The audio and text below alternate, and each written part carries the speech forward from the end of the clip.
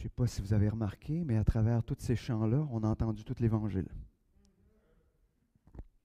On a entendu parler de l'amour de Jésus. On a entendu parler de la croix. On a entendu parler de cet engagement qu'on est appelé envers ce Dieu qui nous a aimés d'un amour incroyable. Et en terminant en disant, Dieu merveilleux. Est-ce que ce Dieu est ce Dieu si merveilleux ce matin dans vos vies? Est-ce qu'il est ce Dieu si merveilleux demain quand ça ira pas bien? Est-ce qu'il est ce Dieu si merveilleux au milieu des grandes joies, comme au milieu des grandes tristesses de vos vies? Est-il ce Dieu si merveilleux? Dieu ne cesse d'être ce Dieu si merveilleux, peu importe nos circonstances. Et ça, c'est vraiment tout un réconfort, toute une joie de se rappeler cela. Ce matin, vous devinez, hein, on continue sur notre road trip sur la route 66. On est aujourd'hui dans le livre de Nahum. Je suis allé écouter, je ne savais pas comment il fallait que je le prononce. Fait que j'ai décidé que c'était Nahum. Si vous voulez que ça soit différent, Nahum, c'est pas grave. On va s'entendre que c'est ce livre-là aujourd'hui. Mais pour introduire, j'ai le goût de vous raconter une histoire. On est sur un road trip, donc on est en auto. On est parti depuis maintenant plusieurs mois à travers presque un an maintenant qu'on est sur la route. Au début de l'été, là, on va être rendu à un an qu'on roule avec le road trip. Fait qu'on est sur la route. Imaginez qu'il y a quelques mois, on était sur la route en s'en allant tout à fait peinard, tout à fait tranquille. Et tout à coup, il est arrivé un chauffeur à côté de nous. Il zigzaguait, il allait à pleine vitesse, il dépassait à droite, dépassait à gauche. Finalement, on s'en est bien sorti. Plus de peur que de mal, tout était bien. Puis à un moment donné, pas longtemps, quelques kilomètres après, il était arrêté par la police. Puis là, intérieurement, ça l'a fait « Yes! » On a espéré qu'il y ait un ticket pour s'en souvenir jusqu'à la fin de ses jours. Mais là, aujourd'hui, on roule encore peinard sur la route. Le même chauffeur nous dépasse. Le même, là. Parce que quand il avait passé en avant de nous autres, notre cerveau avait enregistré la plaque d'immatriculation puis le véhicule parce qu'on avait eu tellement peur. Vous vous souvenez, quand on a peur, il y a comme quelque chose qui s'imprègne dans notre cerveau, puis ce qui est arrivé. Le même, mais là, il est encore pire que l'autre fois. Finalement, on se retrouve dans le terre-plein. On voit des autos partout, à gauche, à droite, puis il s'en va, puis... Mais là, il n'y a pas de police. Puis là, en dedans, on n'est pas content parce que hier, on allait un petit peu au-dessus de la vitesse permise, puis on a pogné un ticket. Puis là, on n'est pas content parce que nous, on a eu un ticket pour pas grand-chose, puis celui-là, il va s'en sauver. Mais ce qu'on ne sait pas, c'est que ce soir aux nouvelles, ce chauffeur-là va avoir été arrêté. Puis il va avoir été conduit immédiatement en prison pour les conséquences de sa conduite qui était inacceptable. Et là, vous dites, pourquoi tu nous racontes ça aujourd'hui? C'est parce que l'histoire de Nahum nous raconte un petit peu la même affaire. Un petit peu la même chose. On n'est pas en auto cette fois-là, par exemple. Mais ce matin, Israël, il est là en se posant une question. Le peuple de Dieu se pose une question. Comment ça se fait que Dieu laisse aller? On pourrait presque entendre le psaume 74, 10, qui dit, jusqu'à quand, ô Dieu, l'oppresseur outragera-t-il, l'ennemi méprisera-t-il sans cesse ton nom, excusez. Parce que le peuple est encore une fois asservi par la Syrie. Et le livre qu'on va voir aujourd'hui nous parle de Nénive. Ça vous dit quelque chose, Nénive? Nénive, le chauffeur dans le temps de Jonas. Tu sais que finalement, il avait été arrêté, mais il s'est repenti, puis Dieu a laissé aller selon le discours de Jonas. Jonas avait dit, je savais que tu es trop bon. Vous vous souvenez de ça? De Jonas qui trouvait que Dieu avait été trop bon avec Nénive.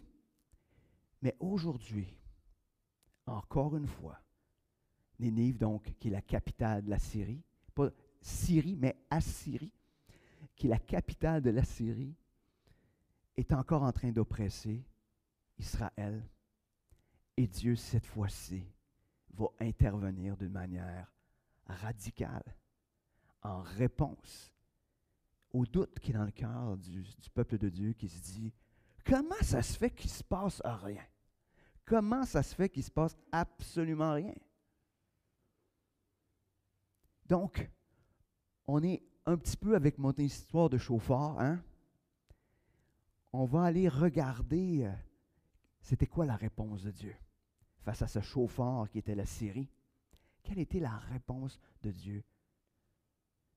Et quand on va regarder, vous allez voir ce livre-là, on a l'impression dans la première lecture, s'il y en a qui l'ont lu d'avance, parce que je sais qu'il y en a qui font la lecture des fois d'avance pour se mettre dedans, puis là ils se disent, il me semble que ça ne parle pas beaucoup du peuple de Dieu. Il me semble que ça parle juste de Nénive. Il me semble que ça parle juste de destruction de Nénive.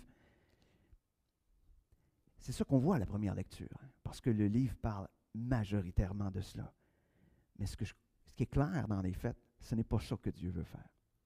Ce que Dieu veut, c'est qu'il est en train d'apporter une consolation à Nahum en disant, je suis là, je suis souverain et je vais intervenir. D'ailleurs, Nahum veut dire consolation. C'est assez particulier, hein? Nahum, qui se nomme lui-même consolation, apporte une prophétie de consolation pour le peuple de Dieu. Donc, on est 150 ans à peu près après Jonas. Donc, ça n'a pas pris tant d'années que ça, hein, que finalement, que Nénive est retombé dans ses vieux patterns. Vous dites 150 ans, c'est quand même long, mais ça, ce qu'il faut savoir, c'est que Dieu aurait pu intervenir probablement avant, mais Dieu est patient. Dieu était patient encore une fois avec Nénive. Encore une fois. Pourquoi? Parce que l'Assyrie a été souvent un instrument dans les mains de Dieu pour la correction du peuple d'Israël. Il s'est souvent servi de l'Assyrie comme un instrument pour dire, hey, pour emmener le peuple de Dieu à la repentance. Donc, cette fois-ci, les dés sont jetés. C'est final. D'ailleurs, l'histoire nous raconte la destruction de Nénive. On ne l'a pas dans les Écritures, mais on sait que Nénive, quand on regarde dans l'histoire, a été détruite. Donc, bien que ce livre nous parle, comme je disais, en apparence de la destruction finale de Nénive, c'est Dieu qui se révèle comme un Dieu puissant, comme un Dieu souverain, comme un Dieu juste, comme un Dieu rempli de compassion pour ceux qui l'aiment et lui obéissent. Est-ce que ce matin, on est prêt à recevoir cette consolation ou cette réponse de consolation que Dieu veut nous apporter à travers ce livre-là? Et c'est ce qu'on va voir, malgré peut-être qu'en apparence, ce livre-là, c'est un livre qu'on passe vite. On se dit, il y a juste 3 chapitres, c'est super, on peut passer vite, mais vous allez voir la richesse qu'on retrouve dans ce livre-là ce matin. Mais avant d'aller dans le texte, on va se tourner vers ce Dieu de consolation qui prend soin de nous. Seigneur Dieu, ce matin, on vient devant toi. On veut se mettre à tes pieds, reconnaissant que tu es ce Dieu de consolation, mais reconnaissant aussi que tu es ce Dieu tout-puissant et que tu es souverain, que tu peux accomplir ce que tu veux, comme tu veux, quand tu veux. Parce que toi, tu sais parfaitement ce qui est à faire. Et Seigneur, on ne veut pas s'opposer à ton plan merveilleux. Mais Seigneur, on est aussi un peu comme le peuple de Dieu qui, par moments, se demande ce que tu es en train peut-être de faire. Pourquoi tu n'interviens pas? Mais Seigneur, ce matin, on veut se mettre à ton écoute. On veut t'entendre, prendre soin de nos cœurs à travers ce texte. Seigneur, reçois toute la gloire, toutes nos prières, toute notre assurance, notre croyance que tu es ce Dieu si grand, si puissant, comme on a chanté. Amen. Donc, Nahum, on va commencer au chapitre 1,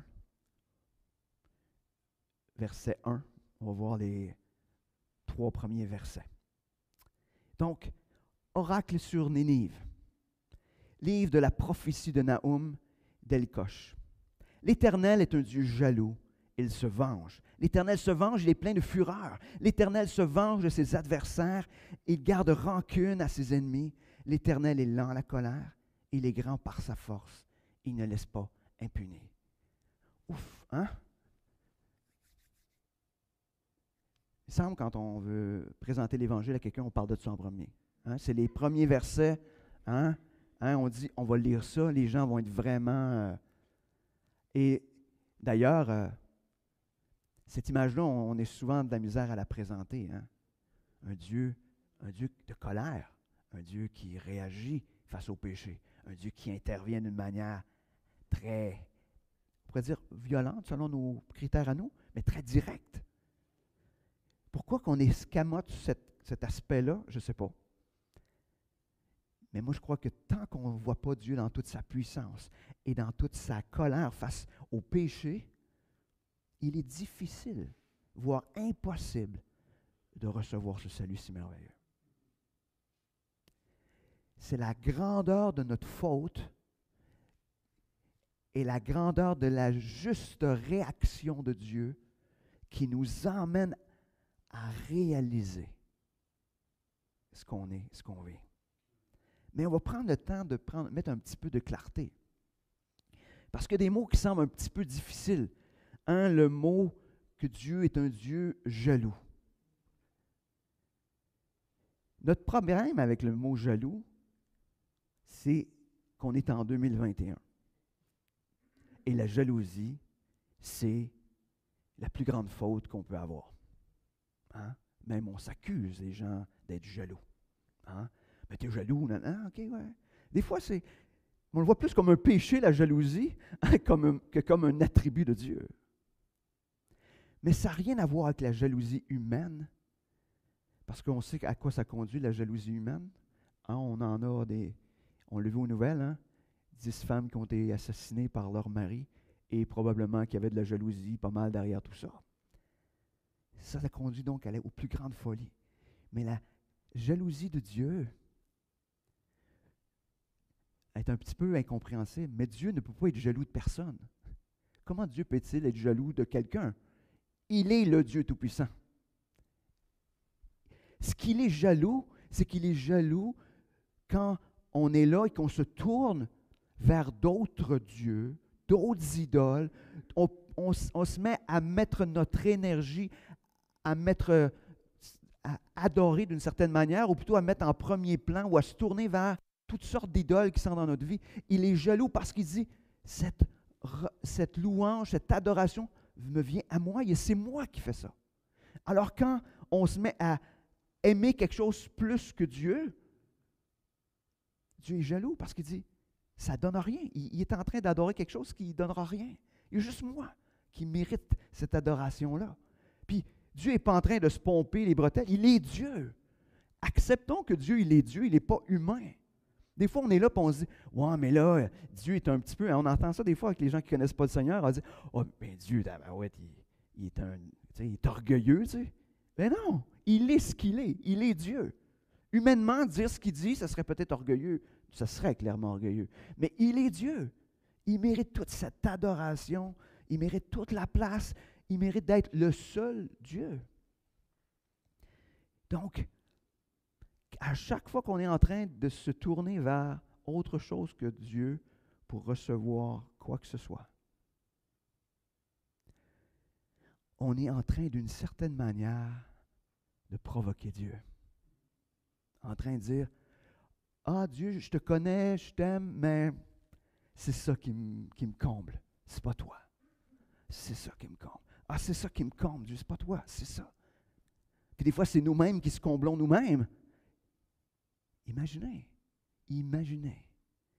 Je pense que la jalousie de Dieu est remplie d'une immense tristesse quand il nous voit se tourner vers toutes sortes d'autres choses au lieu d'aller à lui. Le texte nous parle aussi d'un terme qu'on aime moins, la vengeance. Dieu se venge. À 3 reprises, le mot est utilisé en plus. Ça veut dire que c'est arrêté. C'est final. Dieu va intervenir. Dieu va intervenir. Mais la vengeance, c'est les conséquences du juste jugement de Dieu. Et on oublie, quand on entend ce mot-là, la patience de Dieu envers la Syrie, envers Nénive. On oublie cela, là. On oublie que, imaginez, Dieu a arrêté les conséquences quand Nénive s'est repenti, 150 ans auparavant. On oublie cela. On oublie que Dieu a été patient d'une patience incompréhensible pour nous. Parce que nous, on aurait arraché des têtes avant. Nous, on aurait posé des gestes bien avant. Mais Dieu a été patient. Il a été rempli de miséricorde. Hein? Longtemps, longtemps. Puis là, à un moment donné, il arrive un jour final. Ça me fait penser qu'un jour, pour tous les humains sur Terre, il y aura un jour final. Un jour où on se présentera devant Dieu. Et Dieu appliquera son juste jugement ou sa juste grâce, selon ce qu'on aura cru ou qu'on n'aura pas cru, qu'il est le seul et unique sauveur. Donc, c'est intéressant de voir parce que quand on regarde dans la suite du passage, ce qu'on voit, c'est que il a été patient. Il a été patient. Ça nous dit qu'il est lent à la colère. Il est grand par sa force. Il ne laisse pas impuni. Donc, dans le texte, il est en train de nous dire aussi que Dieu, oui, il se venge, mais il a commencé, comme je disais, à être lent à la colère. Puis il a aussi démontré sa grande puissance. Ça veut dire, il était lent à mettre les conséquences, puis en plus, il a démontré d'une manière flagrante qui il était.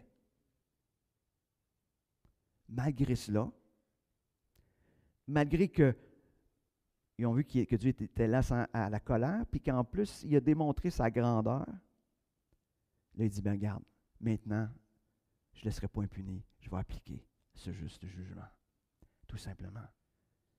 Et donc, une vengeance, mais qui est plus un juste jugement de la part de Dieu. Mais imaginez, quand on regarde cet aspect-là, on peut prendre juste ces éléments-là puis on se dit, hey, comme croyant, hein, ça peut être déjà une consolation, imaginez. Parce qu'on a tous bénéficié du fait que Dieu est lent à la colère. Hein? Moi, humainement, des fois, quand je regarde ce qui se passe dans ma vie ou ce qui s'est passé, humainement, je m'attends à une claque derrière la tête. Humainement, là. Mais la claque ne vient pas. Parce que Dieu veut m'enseigner, parce que Dieu veut m'éduquer. Des fois, la claque va venir peut-être. Ça l'arrive. Ça l'arrive. Mais Dieu veut m'enseigner. Dieu, il est patient. Dieu, il est patient. Et c'est pas quand on regarde des situations d'injustice des fois dans nos vies, ce n'est pas parce que Dieu ne voit pas. Hein? Parce que nous, hein, quand on vit de l'injustice, est-ce qu'il y en a ici qui ont déjà vécu ça, de l'injustice? Vous ne levez pas la main, mais on peut tout la lever. S'il y a quelqu'un qui dit « j'ai jamais vécu ça », c'est probablement parce que tu fais subir l'injustice à d'autres. Mais en même temps, tu as connu ce que c'est, hein, vivre de l'injustice. On en vit toutes. Puis tous, intérieurement, on aimerait une réaction, comme chrétien, immédiate de Dieu. Mais Dieu, il est lent à la colère. Dieu, il est patient. Dieu, il est patient. C'est pas parce que Dieu ne voit pas. Dieu a dit qu'il interviendrait. N'oublions pas qu'il est le Dieu Tout-Puissant. C'est intéressant, juste peut-être pour nous reconnecter face à ces aspects-là de l'injustice. Il y a un texte qu'on retrouve dans Romains 12. Et Romains 12, verset 19 au verset 21. Là, on est dans le Nouveau Testament. Hein, je veux juste vous dire, parce qu'il y en a qui vont dire, on est dans le Nouveau Testament, et Paul reprend un texte qui vient de Deutéronome 32, 35. Donc, ça nous dit, « Ne vous vengez point vous-même, bien-aimés, mais laissez agir la colère. Car il est écrit, à moi la vengeance. » Oh, c'est Dieu ça. « À moi la rétribution, dit le Seigneur. Mais si ton ennemi a faim, donne-lui à manger, et s'il a soif, donne-lui à boire. Car en agissant ici, ce sont des charbons ardents que tu amasseras sur sa tête. Ne te laisse pas vaincre par le mal, mais surmonte le mal par le bien. »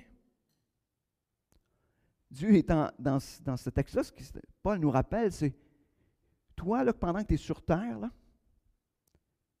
l'injustice, occupe-toi-en pas. Fais confiance à Dieu. Dieu va agir, il va agir au temps favorable, il va agir de la bonne manière. Et qui sait si Dieu n'interviendra pas et que cette personne ne viendra pas à Christ. Et c'est pour ça qu'il dit, vous autres à la place, au lieu de vous venger, au lieu de vous mettre en colère et de laisser agir votre colère, faites le bien. Faites le bien.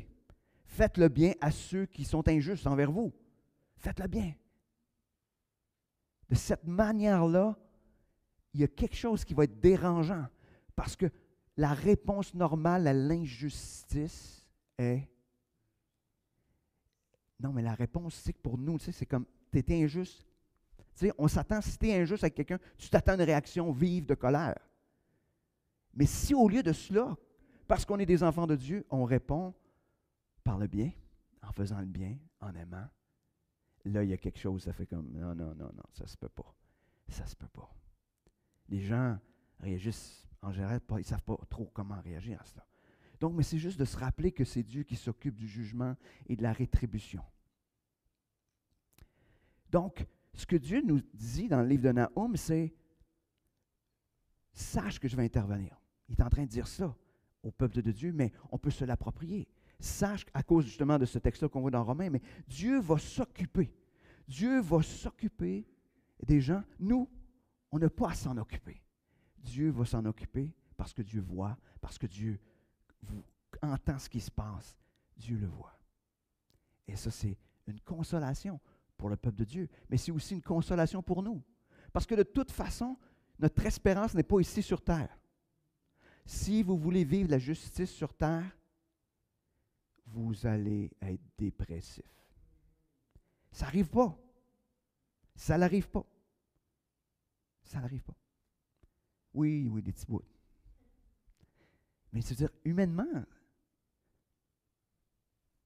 la majorité des gens ne connaissent pas le Seigneur, alors comment peut-il se comporter avec justice? Donc, continuons le texte. Comment Dieu se révèle au peuple de Dieu? Alors, on est rendu à la fin du verset 3 dans le premier chapitre de Nahum. On va aller jusqu'au verset 6. Au verset 6. On va se laisser imprégner un petit peu par toute la puissance de Dieu qui est démontrée dans ce texte-là. Ça nous dit que l'Éternel marche dans la tempête, dans le tourbillon. Les nuées sont la poussière de ses pieds. Il menace la mer et la dessèche. Il fait tarir tous les fleuves. Le Basan, le Carmel languissent. La fleur du Liban se flétrit, les montagnes s'ébranlent devant lui et les collines se fondent. La terre se soulève devant sa face. Le monde et tous ses habitants. Qui résistera devant sa fureur? Qui tiendra contre son ardente colère? Sa fureur se répand comme le feu et les rochers se brisent devant lui. Moi, quand je lis ça, je dis, je comprends pourquoi on ne veut pas lire Nahum. Est-ce qu'on veut cette image de Dieu? Honnêtement, je ne veux pas rencontrer Dieu de cette manière.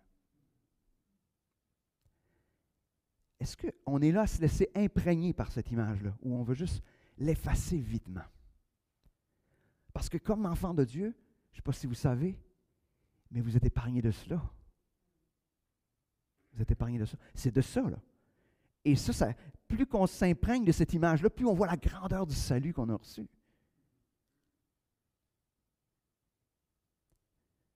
C'est une image terrible. Faites-vous... si vous êtes capable, faites-vous un film de ça dans votre tête. Là. Vous allez voir que c'est impressionnant. Tu sais, dans la tempête, imaginez le Dieu dans toute sa grandeur. Il marche au milieu de la tempête. les nuées, puis c'est la poussière de qui soulève en marchant. Là. C'est comme... Hein? C'est terrible. C'est terrible comme image. Pourtant, voici la manifestation du juste jugement de Dieu. C'est à ça que ça ressemble. Et c'est à ça que ça va ressembler pour tous ceux qui vont se présenter devant Dieu sans l'avoir connu et sans être connus de lui.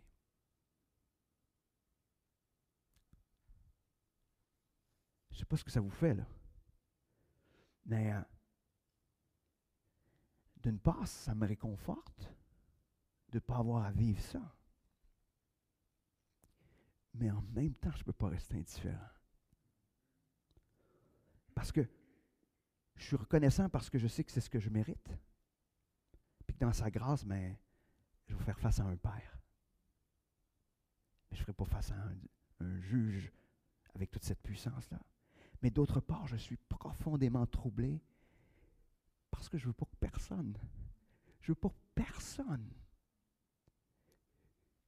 même mon pire ennemi, je ne veux pas que personne fasse face à un Dieu avec ce juste jugement-là.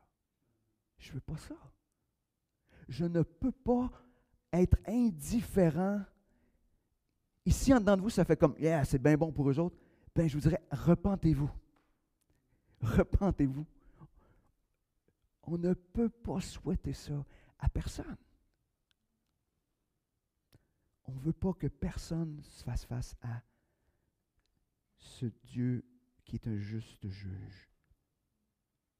Apocalypse 6, 17 nous dit, « Car le grand jour de sa colère est venu, qui peut subsister? » Imaginez, le Nouveau Testament reprend les mêmes termes. Il y a un jour que ça va être le jour de la manifestation de ce juste jugement de Dieu. Et ça sera terrible. Ça sera terrible. Mais nous, sachant que Dieu est souverain, qu'il s'occupe du reste, pourquoi notre part à nous, ça ne serait pas de présenter ce Dieu qui est juste, mais aussi ce Dieu de grâce et de compassion?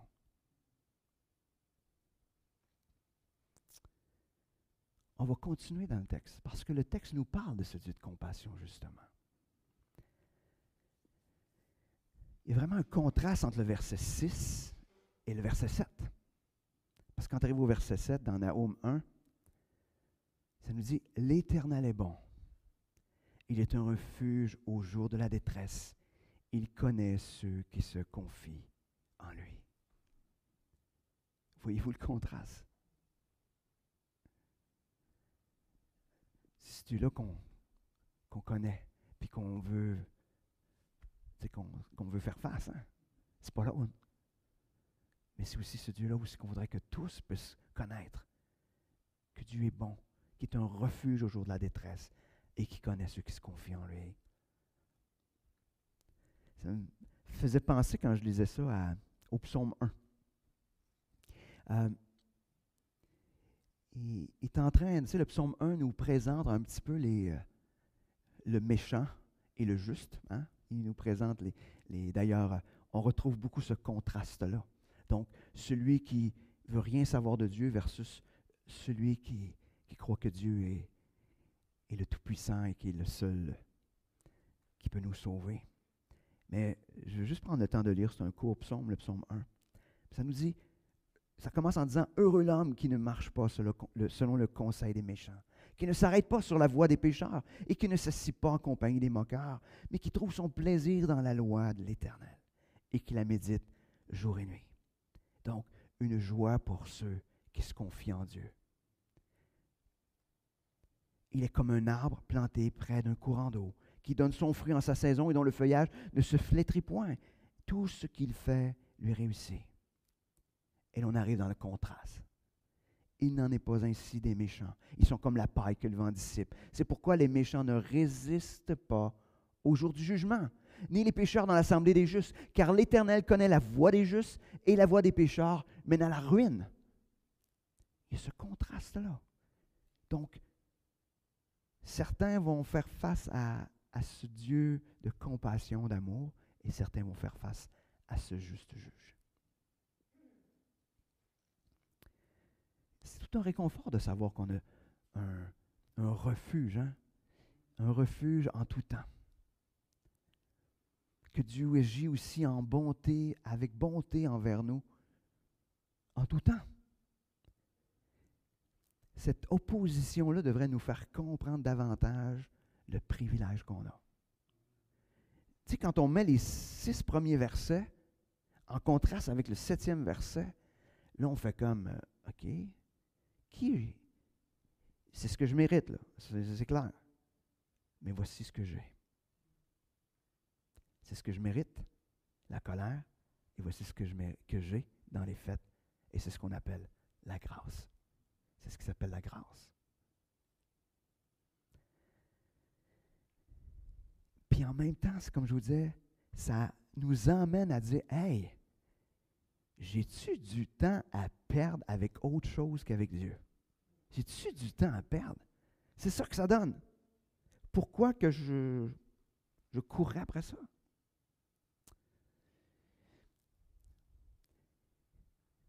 On va poursuivre.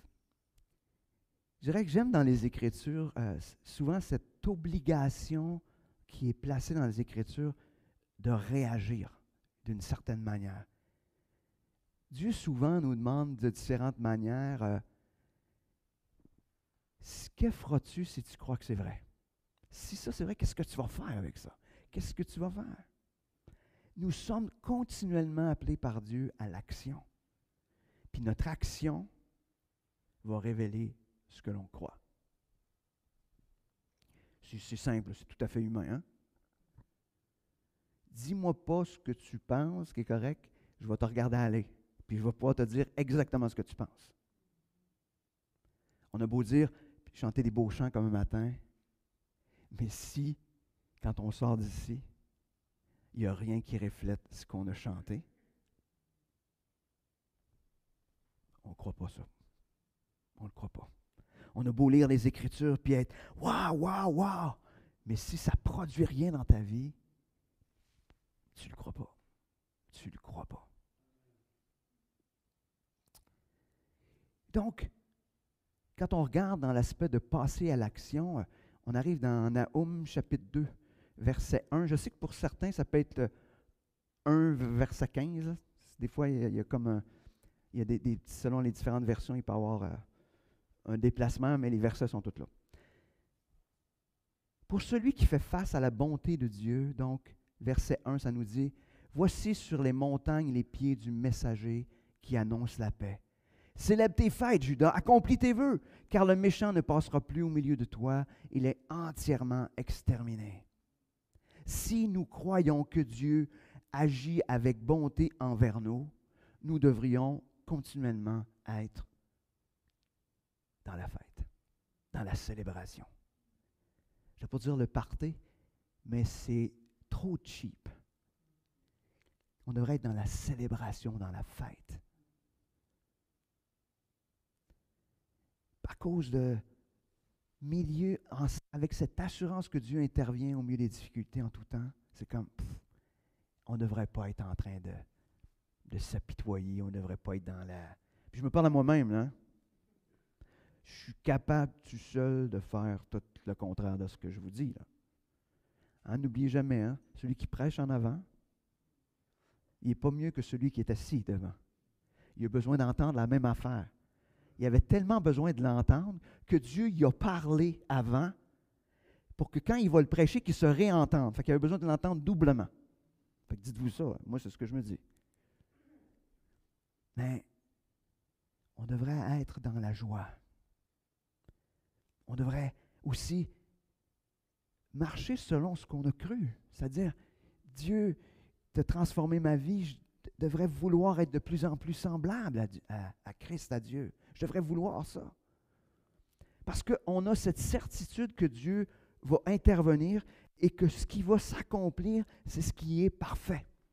Parce que Dieu est souverain. Peu importe la situation. Dieu va agir avec bonté. Est-ce que, dans le fond, pour nous ce matin, Est-ce qu'on vit avec cette certitude que Dieu va s'occuper des choses qui nous sont désagréables? Il parle ici des ennemis, mais des fois, les ennemis, c'est pas humain, hein? Puis même, on va aller plus loin. Est-ce qu'on a cette assurance que Dieu s'occupe pleinement de l'ennemi de nos âmes, qui est le diable? Est-ce qu'on y croit? Est-ce qu'on le croit? Est-ce qu'on croit que Dieu empêche le diable de marcher dans nos vies? Pas dire qu'il ne fera pas le tour, je n'ai pas dit ça. Mais est-ce qu'on croit cela? Qu'il ne pourra plus jamais nous anéantir. Parce que Dieu est avec nous. Tout simplement. L'ennemi de nos âmes ne pourra plus jamais nous anéantir.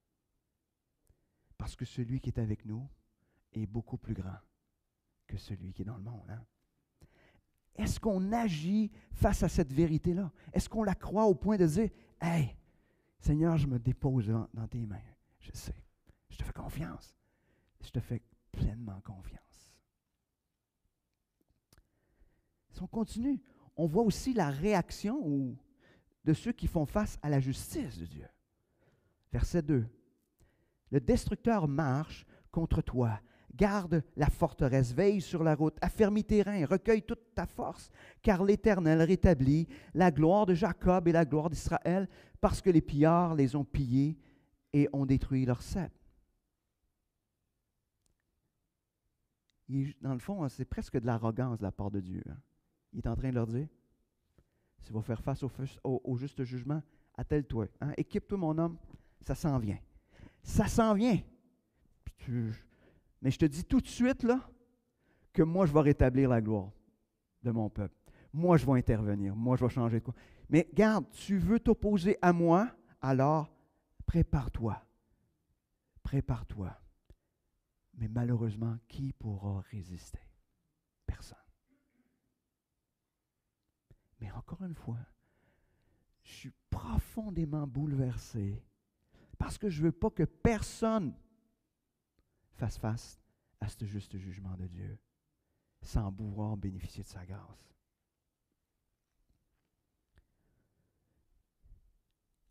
En conclusion, vous allez voir, je vous emmène, je retourne dans le verset 1 du chapitre 2 de Nahum, un verset qui est repris ailleurs, qui dit « Voici sur les montagnes les pieds du messager qui annonce la paix. » Quand dans le texte de Nahum, il est sujet de cela, il nous parle de Jésus. Il nous parle de Jésus qui est ce messager de paix. Jésus qui veut apporter la paix. Et en même temps, j'ai le goût de vous dire, est-ce que nous ne voulons pas être de ceux qui participent à l'annonce de ce messager de paix qui est Jésus? Isaïe 52, 7 nous dit, il reprend ce texte-là, Nahum reprend le texte qui était dans Isaïe, qui sont beaux sur les montagnes les pieds de celui qui apporte de bonnes nouvelles, qui publie la paix, de celui qui apporte de bonnes nouvelles, qui publie le salut, de celui qui dit à Sion, ton Dieu règne. Et quand on arrive dans Actes 10, 36, ça nous dit, il a envoyé la parole aux fils d'Israël en leur annonçant la paix par Jésus-Christ qui est le Seigneur de tous. Donc, Jésus est ce messager de paix. Pas d'une paix terrestre, pas une absence de guerre, pas d'une absence de conflit, mais d'être en paix avec Dieu. Et parce qu'on est en paix avec Dieu, on peut être en paix les uns avec les autres. Si nous ne sommes pas en paix avec Dieu, nous ne pouvons être en paix les uns avec les autres. C'est une équation qui est comme ça. Et en même temps, Paul nous interpelle dans Romains 10, 13 à 15, à être aussi ces messagers de paix. Parce qu'il reprend le texte qu'on vient de lire et il l'applique aux croyants. Donc, Jésus, le messager de paix, et il dit, vous êtes aussi. Donc, verset 13, car quiconque invoquera le nom du Seigneur sera sauvé. Comment donc invoqueront-ils celui en qui ils n'ont pas cru? Et comment croiront-ils en celui qu'ils n'ont pas entendu parler? Et comment en entendront-ils parler s'il n'y a personne qui prêche? Et comment y aura-t-il des prédicateurs s'ils ne sont pas envoyés? Selon qu'il est écrit qu'ils sont beaux les pieds de ceux qui annoncent la paix, de ceux qui annoncent de bonnes nouvelles. Donc ce matin, nous aussi, on est confrontés au juste jugement de Dieu. On le sait. Nous, on le sait. Ce matin, il n'y a pas personne qui peut dire « J'étais pas au courant que c'était si pire que ça. »